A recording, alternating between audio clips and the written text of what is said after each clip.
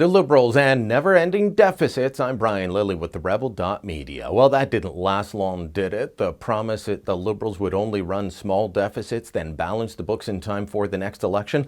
Yeah, we've known for a while now that they were going to shoot well past their $10 billion a year deficits over 3 years and then balance the books in the fourth year of their mandate. That was the promise that Justin Trudeau made to the Canadian people, if you remember.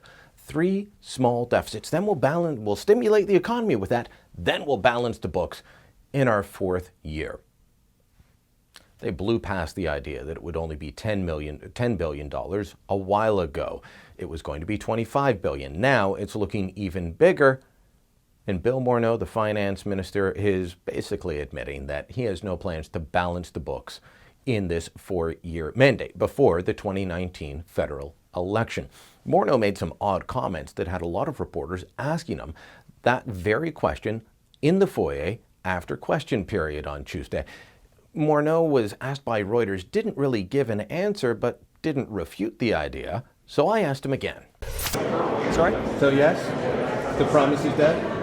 Our goal is to make sure that as we make investments that are going to make a real difference for Canadians, that we do so in a way that's prudent and that we maintain a goal of getting to a balanced budget over the long term. We recognize that's challenging, but that is our goal, and we maintain that as an important objective. That's political speak, in case you don't know how to translate, for, yeah, we're not going to keep our promise. Saying over the longer term means well beyond that 2019 deadline for balancing the budget. Maxime, Conservative MP, says this is just proof that the Liberals are heading for a structural deficit. It was supposed to be a very, very tiny deficit. Now we know that it would be a huge deficit, and we know that it can be $90 billion after 3 years. And I'm very disappointed to hear that on long term they will balance the budget. That means that it will be a structural deficit, and it's very bad for the economy, it's very bad for Canadians, it's very bad for the future generation. That's right. And that, my friends, is the real problem, a structural deficit, because that means it won't go away. Remember, yes, I know, Stephen Harper had deficits, Jean Chrétien had deficits. They got rid of them. They brought balance back to the budget or brought us into surplus. But the last time we had a Trudeau in power, around 1970, he started promising small deficits to stimulate the economy.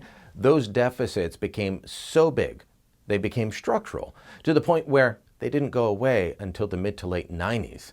Is that what we're heading for again?